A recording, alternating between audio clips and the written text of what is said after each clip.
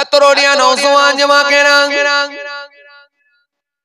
এ আমার মুরব্বিয়ানিরা বাবারা শুনে কে দিন বাবারা জিনে কে দিন বাবা হযরতে নবী মুসা একদিন আমার আল্লাহকে বললেন ও আমার আল্লাহ ও আমার মাবুদ আপনি আমাকে একটা স্পেশাল নাম শিখিয়ে দেন যেটা সর্বসময় আমি আপনাকে ডাকবো আল্লাহ বলেন কেন মুসা পড়ো তুমি লা ইলাহা ইল্লাল্লাহ হযরতে নবী মুসা বললেন ও আমার আল্লাহ ও আমার মাবুদ ও আমার স্রষ্টা লা ইলাহা ইল্লাল্লাহ এটা তো আপনার প্রত্যেক বান্দারাই জানে কিন্তু আমি হলাম স্পেশাল নবী মুসা আমি হলাম আপনার জন্য আমি হলাম আপনার স্পেশাল নবী আপনি আমাকে নবী করেছেন আপনি আমাকে রাসূল করেছেন আপনি আমাকে কালিমুল্লাহ উপাধি দিয়েছেন আমার হাতের লাঠি যখন জমিনের উপরে ছেড়ে দিয়ে বিরাট বড় সর্প হয়ে যায় সাপ হয়ে যায় আমার হাতখানাকে নিয়ে যখন বগলের মধ্যে গোলাকার করিয়ে সূর্যের ন্যায় জ্যোতিয়ে সূর্যের ন্যায় আলো হয়ে যায় ও আমার আল্লাহ আপনি আমাকে নবী করেছেন আপনি আমাকে রাসূল করেছেন আমার উপরে আপনি কিতাব দিয়েছেন তাওরাত কিতাব অবতীর্ণ করেছেন আপনি আমাকে মিরাকেল অলৌকিক ক্ষমতা দান করেছেন কিন্তু সবার জন্য লা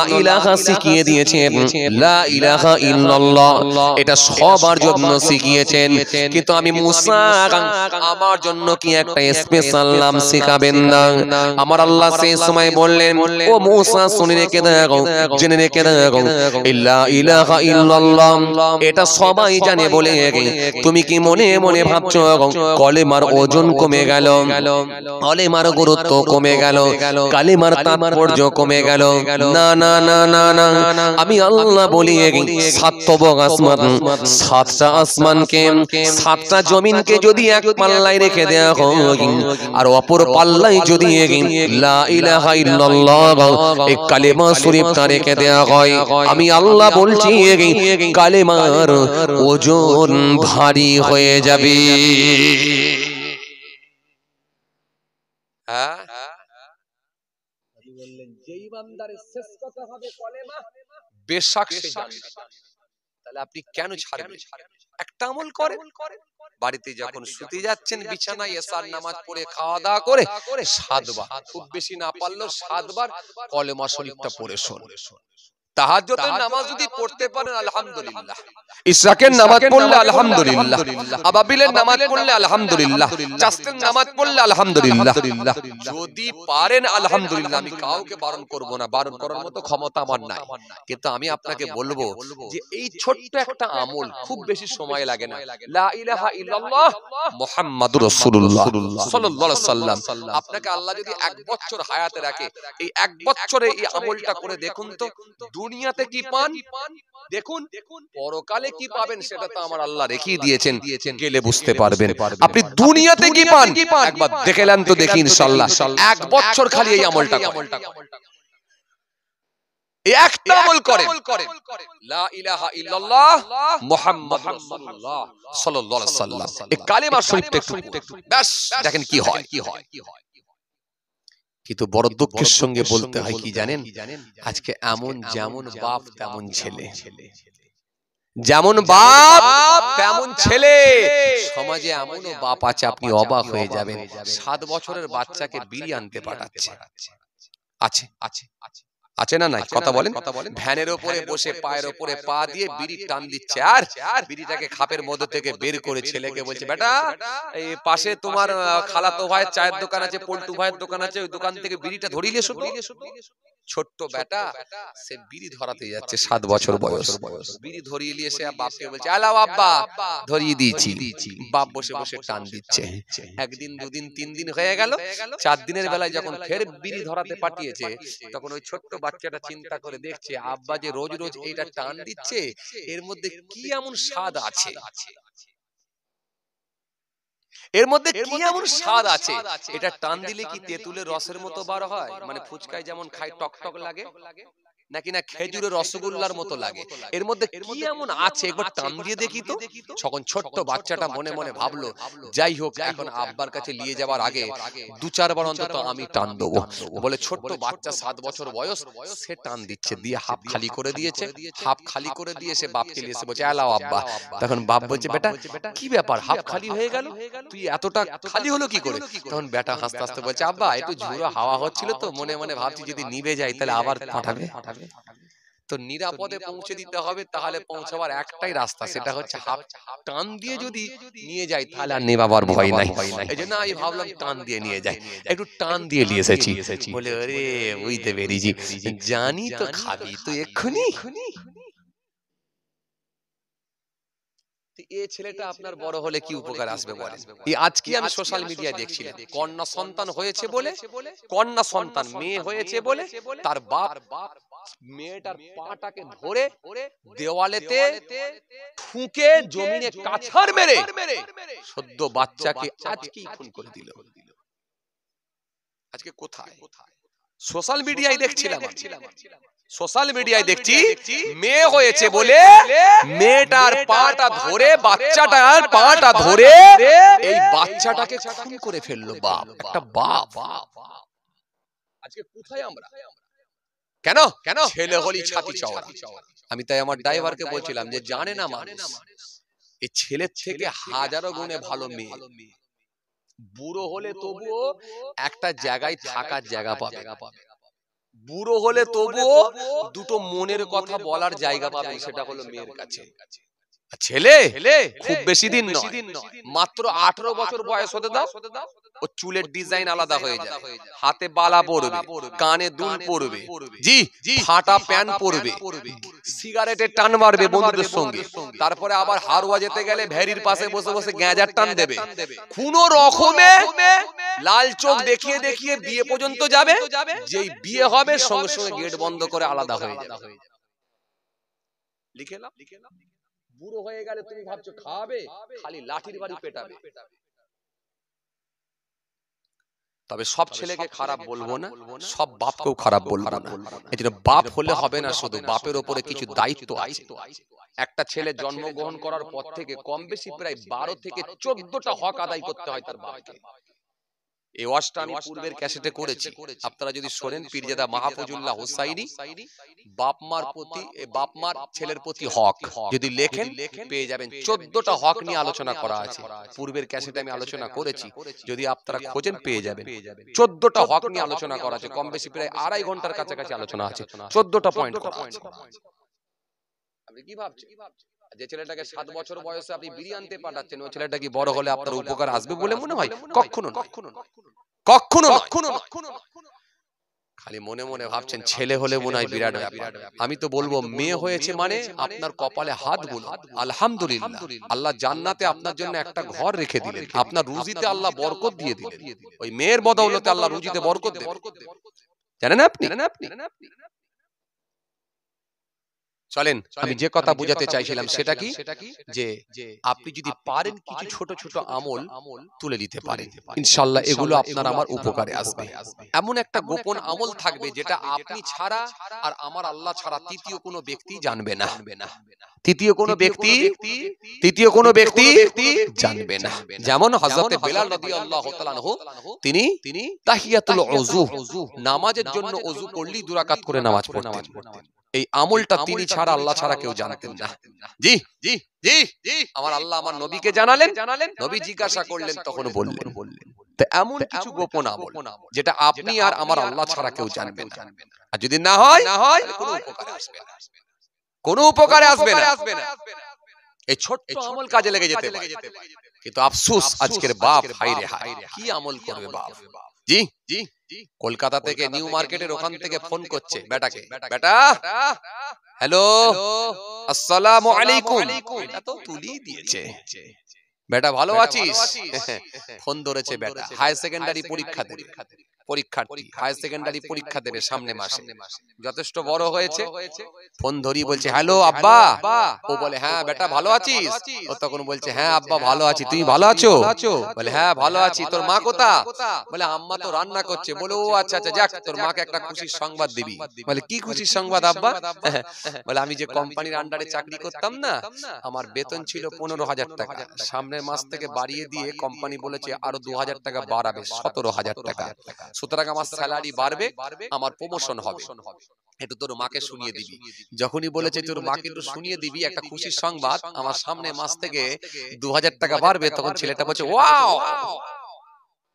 এটা হয়তো আপনারা বুঝতে পারেন, এই যুবকগুলো বোঝে। ওরা আবার এখন পাশ্চাত্য দেশের কালচার ঢুকে যাচ্ছে, তো এই ইহুদিদেরকে ওরা অনুকরণ করে বা অনুসরণ করে চলছে, গায়ের কমদেরকে অনুসরণ করে চলছে। খুশির সংবাদ যখনই পাচ্ছে তখন বলছে ওয়াও ওয়াও। যখন চিৎকার মেরেছে ওয়াও করে, তখন মা রান্নাঘরে ছিল, সে ভাবছে কি হলো, ছুটে এসে বলছে কি হয়েছে রে? বলে আব্বার টাকা বেড়ে গেছে। বলছে ও মাই গড, নাউযুবিল্লাহ মিন যালিক। কোথায় আজকে এ বলে ওয়াও আর ও বলে ও মাই গড, নাউযুবিল্লাহ মিন যালিক। কোথায় আজকে? হ্যাঁ একবার ভেবেছেন কি শিক্ষা দিয়েছেন বাড়িতে আপনি? ও মাই গড, নাউযুবিল্লাহ মিন যালিক। আল্লাহর ক্ষেত্রে গড ব্যবহার করা প্রযোজ্য নয়, আল্লাহর ক্ষেত্রে ঈশ্বর ব্যবহার করা প্রযোজ্য নয়, আল্লাহর ক্ষেত্রে ভগবান বলা প্রযোজ্য নয়, এগুলো আল্লাহর ক্ষেত্রে বলা বৈধ নয়। আল্লাহকে আল্লাহ বলুন, স্রষ্টা বলুন, মালিক বলুন, প্রভু বলুন, রব বলুন, আল্লাহ বলুন, মালিক বলুন, এগুলো বলুন, কিন্তু গড বলবেন না, ভগবান বলবেন না। যার বহু বচন হয়, যার স্ত্রীলিঙ্গ হয়, ঈশ্বর বলবেন না। যার স্ত্রীলিঙ্গ হয়, বহু বচন হয়, এরকম কথা আল্লাহর ক্ষেত্রে ব্যবহার করা প্রযোজ্য নয়। উপরওয়ালা বলবেন না। যার বহু বচন হয় বা যার কোনো দিক বোঝায়, এরকম কথা আল্লাহর ক্ষেত্রে বলা যায় না। যেমন আপনি ভগবান বললে ভগবতী, এরকম ভাবে হয়তো দেখা যাচ্ছে স্ত্রীলিঙ্গ এসে গেল কি বহু বচন এসে গেল, এই কথাগুলো আল্লাহর ক্ষেত্রে ব্যবহার করা যায় না, যেহেতু আল্লাহ নিজে স্পষ্ট ঘোষণা দিয়েছেন কুল হুয়াল্লাহু আহাদ, বলো সে আল্লাহ হলেন এক, একক, আল্লাহুস সামাদ, তিনি বেনিয়াত, কারো মুতাফিক নন, লাম ইয়ালিদ, তিনি কাউকে জন্ম দেননি, ওয়া লাম ইউলাদ, তিনি কারো জন্মিত নন, ওয়া লাম ইয়াকুল্লাহু কুফুয়ান আহাদ, আকাশ জমিনে আল্লাহর সমকক্ষ আর কিছুই নাই। কথা বুঝতে পারছেন? যে এত রড়িয়া নওজওয়ান জামাকেরা, ইয়া ভাই মুরব্বিয়ানেরা, বাবারা শুনে কে দিন, বাবারা জেনে কে দিন। বাবা ছেলেকে যদি ইনশাআল্লাহ বলাতে হয়, ছেলেকে যদি মাশাআল্লাহ বলাতে হয়, ছেলেকে যদি সুবহানাল্লাহ বলাতে হয়, ছেলেকে যদি দেখলি আসসালামু আলাইকুম এটা যদি দিতে হয়, তাহলে ফার্স্ট আপনাকে দ্বীনি তালিম শিক্ষা দিতে হবে। এজন্য আমার নবী বললেন হাক্কুল মুসলিম আলাল মুসলিমি খামসুন, রদ্দুস সালাম ওয়া ইয়াদাতুল ওয়ারিস ওয়া ইত্তিবাউল জানাইজ ওয়া ইজাবাতুদ দাওয়াগাত ওয়া তাসমিতুল আতিস। কিন্তু না না না না, আপনার ছেলেটা হায়ার সেকেন্ডারি পরীক্ষা দেবে, সে যে বন্ধুটার সঙ্গে ওঠা বসা করে, যে বন্ধুটার সঙ্গে মেলামেশা করে, যে বন্ধুটার বাইকের পেছনে চেপে ঘুরে বেড়ায়, সে বন্ধুটাকে একবারও আপনি দেখলেন না। কার সঙ্গে ওঠা বসা করে, চার চুলের ডিজাইন আলাদা, ড্রেসের ডিজাইন আলাদা, গেঞ্জির ডিজাইন আলাদা, পরনের প্যান্টের ডিজাইন আলাদা, সব ডিজাইন আলাদা। যদি দেশের কালচার যদি তার মধ্যে থাকে, তার সঙ্গে যদি আপনার ছেলে ওঠা বসা করে, আপনি যত বড় নামাজি হন, যত বড় হাজী সাহেব হন না কেন, একদিন দেখবেন আপনার ছেলেটাও বরবাদ হয়ে যাবে। সোবতে মানুষ পরিবর্তন হয়। আপনার ছেলের বন্ধু যার সঙ্গে আপনার ছেলে ওঠা বসা করছে, সেই ছেলেটা কেমন একবার দেখবেন না আপনি? ছেলে বলছে বলি, ঘুরছে বলি, ছেলে যাবে বলি আপনি ছেড়ে দেবেন? আপনি কি একবার দেখবেন না ওই ছেলেটা কেমন, একবার দেখবেন না? হ্যাঁ, কার সঙ্গে ওঠা বসা করছে সেটা আপনি একবার দেখবেন না? যে ছেলেটার সঙ্গে ওঠা বসা করে সে ছেলেটা সিগারেটের টান দেয়, যে ছেলেটার সঙ্গে ওঠা বসা করে তার চুলের ডিজাইনটা নায়কের মতো দিয়েছে, তার গেঞ্জির ডিজাইন আলাদা, পরনের প্যান্টের ডিজাইন আলাদা, জুতোর ডিজাইন আলাদা, সব পা থেকে মাথা পর্যন্ত ডিজাইন আলাদা। নবী রাসূলুল্লাহর ডিজাইন, নবীর নকশা তার মধ্যে কিছুই নাই। আপনি একবার ভাববেন না যে কার সঙ্গে ওঠা বসা করছে। এই জন্য আমার নবী সুন্দর করে বললেন, মান তাসাব্বা বিকওমিন ফাহুয়া মিনহুম, যে যাকে অনুসরণ করবে আমি রাসূল বলে যাই তার সঙ্গে তার হাসর হবে। যে যাকে অনুসরণ করবে তার সঙ্গে তার হাসর হবে। আল্লাহ নবী সুন্দর করে বললেন, মান আহাব্বা লিল্লাহি ওয়া আগবাদা লিল্লাহি ওয়া আতা লিল্লাহি ওয়া মানা লিল্লাহি ফাকাদ ইসতাকমালাল ঈমান।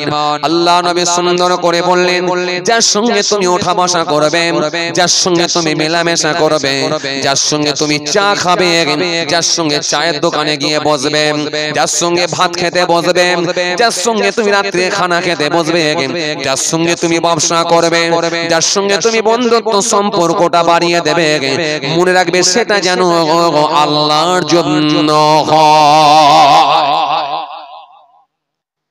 এবার আপনাদেরকে আমি জিজ্ঞাসা করি, বলেন তো দেখি, আল্লাহর জন্য যদি হতে হয় তাহলে আল্লাহওয়ালা মানুষের সঙ্গে ঘুরতে হয়।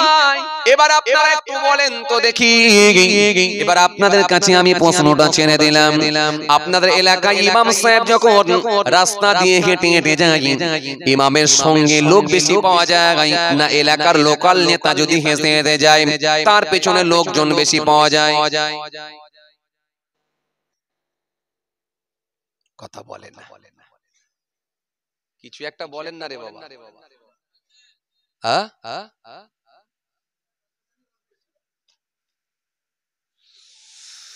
পঞ্চায়েত প্রধান যদি হেঁটে হেঁটে যায় তার ডান দিকে বাঁ দিকে পেছন দিকে সামনের দিকে কত লোক দেখবেন হেঁটে হেঁটে বেরিয়ে যায়। কিন্তু ইমাম সাহেব যখন রাস্তা দিয়ে হেঁটে হেঁটে যায় সালাম দেওয়ারও লোক পাওয়া যায় না। মৌলভী সাহেব বললে দেখলি মুখ ঘুরিয়ে লাই। অথচ ইমাম সাহেব 5 ওয়াক্ত নামাজ পড়াচ্ছে মসজিদে, আল্লাহর কোরআন বসে বসে পড়ছে, অথচ সেই মানুষটা সর্বসময় মসজিদের সঙ্গে লেগে আছে, তার পাশে দেখেন কোন লোক নাই। অথচ যে মানুষটা দেখবেন দুর্নীতির সঙ্গে যুক্ত আছে, এমনও মানুষ আছে দুর্নীতির সঙ্গে সম্পৃক্ত হয়েছে, যার জবানের কথায় কত অন্যায় হয়েছে, যার আগুনের ইশারায় কত অন্যায় হয়েছে, যার দ্বারাতে কত অন্যায় কাজ সমাজের বুকে প্রতিষ্ঠিত হয়েছে, অথচ দেখবেন তার সঙ্গে লোক অনেক ঘুরে বেড়াচ্ছে। কারণ নেতা যদি হাতে থাকে, নেতা কে বলবে দুটো কথা। ও মুসলমান ভালো করে শুনে রেখে দিন, ও মুসলমান জেনে রেখে দিন, আফসোস হয় রে মুসলমান, আজকে আমরা কোন জায়গায় ভালো মানুষগুলোকে আমরা খুঁজে খুঁজে বের করতে পারলাম না।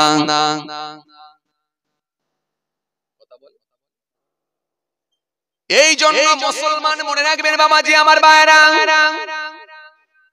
এই জন্যই মানুষ সারাটা জীবন মৃত্যু পর্যন্ত মানুষ খাটে, কিন্তু এই মানুষে দেখবেন পেট ভরে না। কত হাজার মখলুককে আল্লাহ বানিয়েছেন, অনেকে বলে 18,000 মখলুককে আল্লাহ বানিয়েছেন, কত হাজার মখলুককে আল্লাহ বানিয়েছেন, অনেকে বলে 17,000 মখলুককে বানিয়েছেন, কত হাজার মখলুককে আল্লাহ বানিয়েছেন, অনেকে বলে 30,000 মখলুককে আল্লাহ বানিয়েছেন। আদৌ কত হাজার মখলুককে আল্লাহ বানিয়েছেন সেটা আমার আল্লাহ জানেন, দুনিয়ার কোনো মানুষ জানে না। তবে যত হাজারে মখলুককে বানানো হোক না কেন, সবার ঊর্ধ্বে আমার আল্লাহ মানুষের সম্মান দিয়ে সম্মানিত করে দিয়েছেন। জোরে হবে না, আরো জোরে হয় না। অথচ আপনি অবাক হয়ে যাবেন, এই মানুষের দেখেন মৃত্যু পর্যন্ত পেট ভরে না, মানুষ সারা জীবন ধরে খাটে কিন্তু এদের পেট ভরে না। এছাড়া আর একটা প্রাণী খাটে এমন দেখাতে পারবেন না, সমস্ত প্রাণীর পেট ভরে যায় কিন্তু মানুষ সারা জীবন ধরে খাটলেও কিন্তু মানুষের পেট ভরে না। অত বড় হাতি, বিরাট বড় পেট, হাতির পেট বড় না মানুষের পেট বড়? হাতির পেট বড়, অত বড় হাতি, বিরাট বড় পেট, কিন্তু জীবনে কোনোদিন চায়ের দোকান চালায় না। কথা বলছেন না কেন? চালাতে গিয়েছিলাম, চালায় না। জীবনে কোনোদিন কাপড়ের দোকান চালিয়েছে, চালায় না। জীবনে কোনোদিন চায়ের দোকান চালিয়েছে, চালায় না। জীবনে কোনোদিন মাঠ থেকে সবজি তুলে নিয়েছে, গাবতলা বাজারে নিয়ে গিয়ে রাত 2টোর সময় কি বিক্রি করেছে? কথা বলছেন না কেন? করে না। অথচ ওই হাতির পেট ভরে গেল, শুধু আল্লাহর শুকরিয়া আদা করে বলে, আল্লাহ নামে জিকির করে বলে। কিন্তু মানুষের পেট ভরল না, সবার পেট ভরে গেল, খালি মানুষের পেট ভরল না। কিছু মানুষ যারা আল্লাহর নাফরমান হয়ে গেছে, এদের পেট দেখো মৃত্যু পর্যন্ত ভরে না।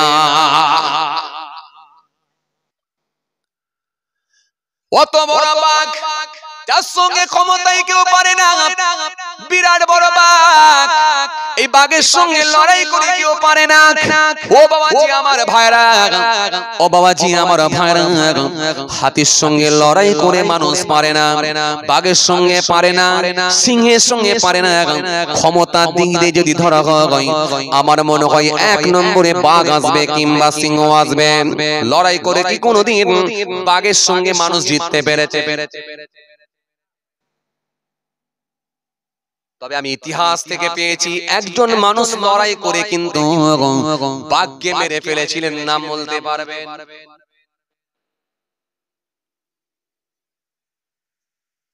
ইতিহাস থেকে আমি পেয়েছি, একজন মানুষ লড়াই করে বাঘের সঙ্গে সংগ্রাম করে, বাঘের সঙ্গে লড়াই করে খালি হাতে বাঘ মেরে ফেলেছিলেন। নামটা কি আপনাদের জানা আছে? নামটা আপনাদের জানা নাই? যার নাম হলো ফরিদউদ্দিন খান। তিনার নাম হলো, উপাধি দেয়া হলো শেরশাহ বাদশাহ, বাঘের বাদশাহ। এই শেরশাহ বাদশাহ, বাঘের বাদশাহ, শেরশাহ বাদশাহ নাম হলো তার ফরিদউদ্দিন খান, পিতার নাম হলো হাসান খান। 5 বছর তিনি দিল্লির মসনদে গিয়ে সিংহাসনে তিনি আরোহণ করেছিলেন। 1545 খ্রিস্টাব্দ থেকে 1550 পর্যন্ত 5 বছর তিনি রাজত্ব করেছিলেন। দিল্লির সিংহাসনে যিনি আরোহণ করেছিলেন, যার নাম হলো শেরশাহ বাদশাহ, যার নাম হলো বাঘের বাদশাহ। বাবারা শুনে কে দিন, বাবারা যিনি কে দিন, বাবা একবার যদি কালেমা শরীফ পড়ে লাগে, আমার আল্লাহ ওই বান্দার উপরে কত রাজি হয়ে যায়, কত খুশি হয়ে যায়। ও বাবাজি আমার ভাইরা, শুনে রেখে দিন, জেনে রেখে দিন, আমার আল্লাহ রাজি হয়ে গেলে তার নেকির খাতায় 4000 নেকি আমার আল্লাহ দিয়ে দেয়। 4000 গুনাহগুলোকে আমার আল্লাহ মাইনাস করে দেয়।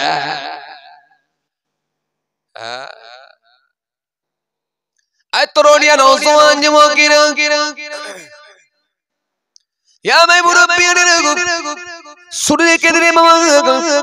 কিতাবের মধ্যে পাওয়া যায়, আপনারা নাম শুনেছেন হযরত ইমাম গাজ্জালী রাহমাতুল্লাহ আলাইহি। মস্ত বড় আল্লাহর মাহবুব বান্দা ছিলেন, মস্ত বড় আল্লাহর নেক বান্দা ছিলেন, মস্ত বড় আল্লাহ পাকের ওলি বান্দা ছিলেন ইমাম গাজ্জালী রাহমাতুল্লাহ আলাইহি। তিনি একদিন স্বপ্নে দেখলেন বেগম জুবাইদাকে, স্বপ্নে দেখলেন বেগম জুবাইদাকে আমার আল্লাহ খুশি হয়ে গিয়ে জান্নাত দিয়ে দিয়েছি। ইমাম গাজ্জালী রাহমাতুল্লাহ আলাইহি সেই সময় থাকতে না পেরে বেগম জুবাইদাকে স্বপ্নে জিজ্ঞাসা করলেন, হে বেগম জুবাইদা, কি এমন আমল করেছো একবার বলো গো। আমার আল্লাহ রাজি হয়ে গিয়ে তোমাকে জান্নাত দিয়ে দিলেন।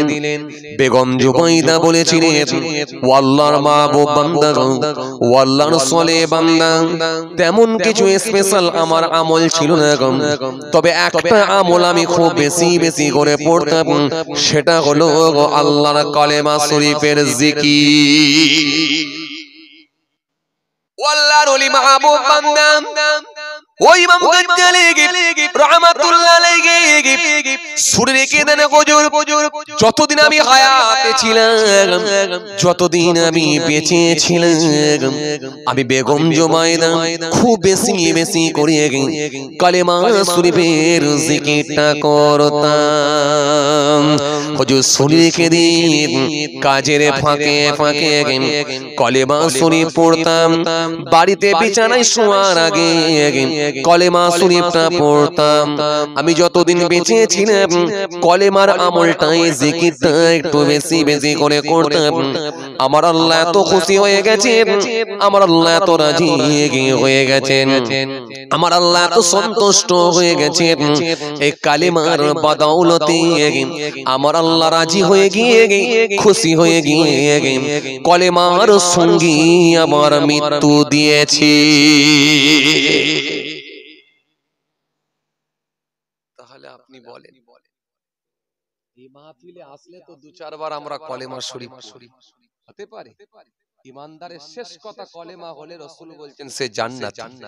আজ রাতে যদি আল্লাহ আমাদের কাউকে ডেকে নেন, কলেমা শরীফ পড়ার পরই আল্লাহ আমাদেরকে ডেকে নিতে পারে। তাহলে এই রকম একটা মাহফিল পেয়েছি, কে বলেছে লাভ নাই?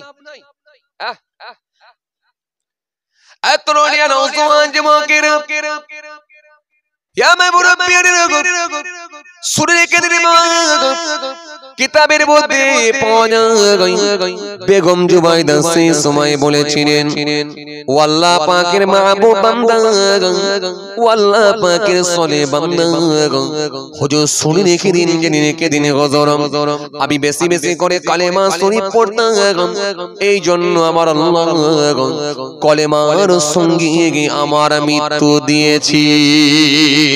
আর আমি বেশি বেশি করে কালেমা শরীফ পড়তাম, এই জন্য আমার আল্লাহ রাজি হয়ে গিয়ে আমার গোটা কবরটা নূর আর নূর, আলো আর আলো করে দিয়েছি। আমি বেশি বেশি করে কালেমা শরীফ পড়তাম, এই জন্য আমার আল্লাহ বড় রাজি হয়ে গেলেন, বড় খুশি হয়ে গেলেন, বড় সন্তুষ্ট হয়ে গেলেন। এই কালেমার বদৌলতে, কালেমার ওসিলাতে আমার আল্লাহ আমাকে জান্নাত দিয়ে দিয়েছেন। আমি বেশি বেশি করে কালেমা শরীফ পড়তাম, কালেমা জিকির করতাম, এই জন্য আমার আল্লাহ বড় খুশি হয়ে গেছে, আমার আল্লাহ রাজি হয়ে গিয়ে এই কালেমার বদৌলতে, কালেমার ওসিলাতে আমার আল্লাহ পাকের সঙ্গে আমার দিদারও দিয়ে দিয়েছে।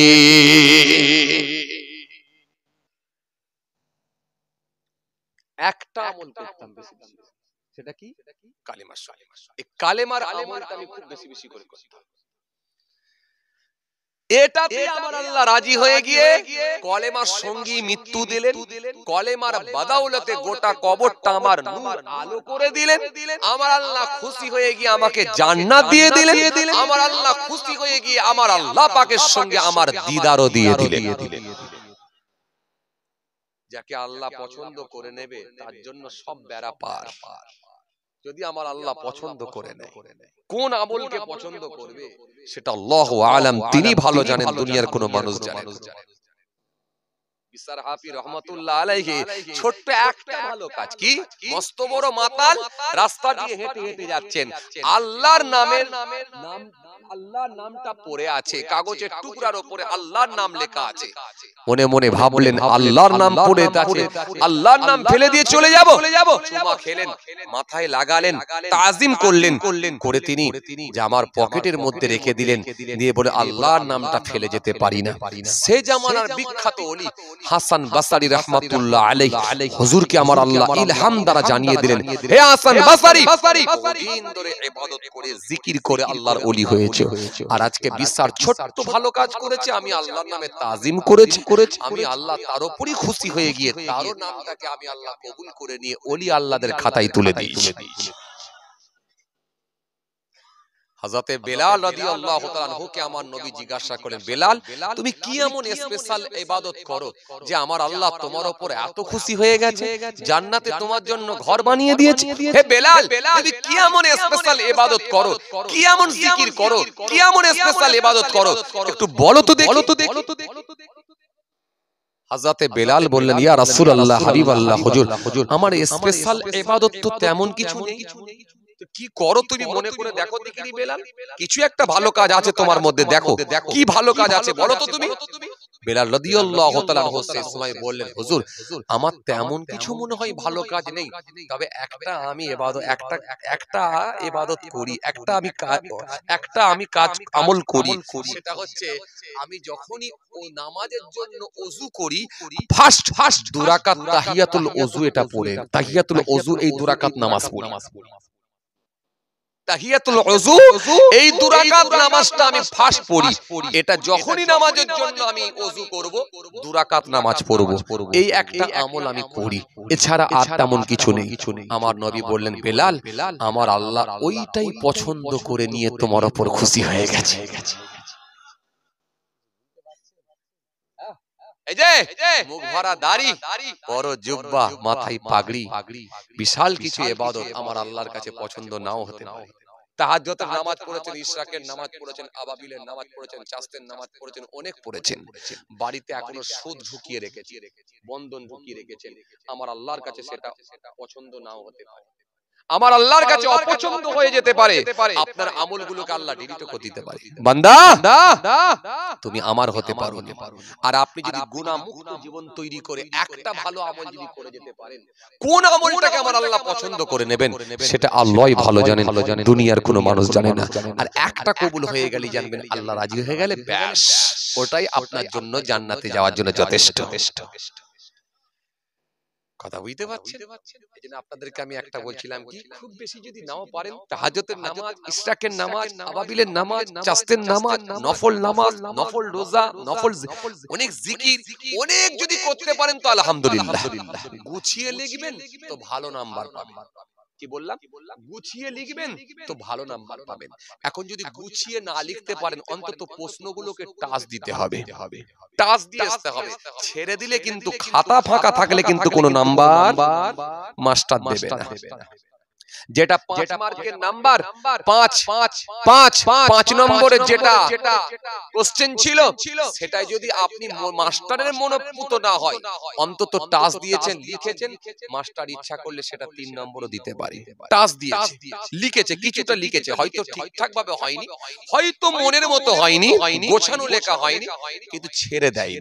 যদি ছেড়ে দেয়, সাদা খাতা রেখে দেয়, তাহলে কিন্তু কোনো নাম্বার পাওয়া যাবে না। এজন্য বাবাজি আমার ভাইরা যে কথা বুঝাতে চাইছিলাম, এখন বাবার যে আমার ভাইরা যারা গুছিয়ে লিখেছেন তারা তো আল্লাহর ওলি হয়ে গেছে। যারা গুছিয়ে ইবাদত করেছেন, চাস্তের নামাজ, ইশরাকের নামাজ, তাহাজ্জুদের নামাজ, আবাবিলের নামাজ, চাস্তের নামাজ, এত নামাজ, এত রোজা, এত জিকির, এত করেছে, আমার আল্লাহ রাজি হয়ে গেছে। রাজি হয়ে গিয়ে, খুশি হয়ে গিয়ে, আমার আল্লাহ সন্তুষ্ট হয়ে গিয়ে, আমার আল্লাহ তিনাকে ওলি আল্লাহদের খাতায় তিনার নাম তুলে দিয়েছে। জোরে বলবেন না, আরো জোরে বলবেন না।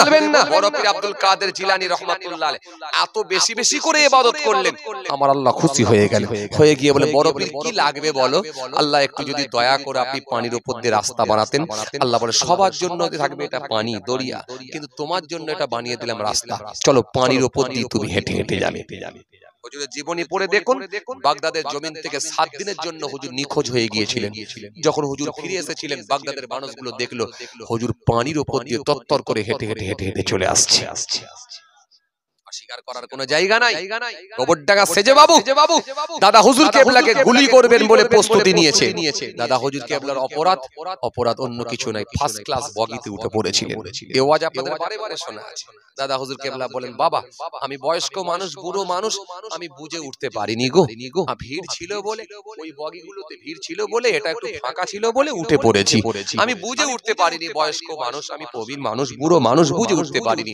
যদি তোমাদের জন্য এটা স্পেশাল কামরা হয়ে থাকে তো আপত্তি নেই, পরের স্টেশনে গিয়ে আমি নেমে যাব, নেমে গিয়ে পেছনের বগিতে চলে যাব, আমাকে ছেড়ে দাও। সেজে বাবু বলল, না না, অত সহজ না, আপনি যেহেতু এই বগিতে উঠেছেন অন্যায় করেছেন, আর এই ভুলের মাসুল কিন্তু আপনাকে গুনতেই হবে, কোনো কিছু করার নাই। সেজে বাবু পকেট থেকে তখনই পিস্তলটা বের করলো, করে বলল, আপনাকে গুলি করব। দাদা হুজুর কেবলা বলেন, ছাড়বে না আমাকে?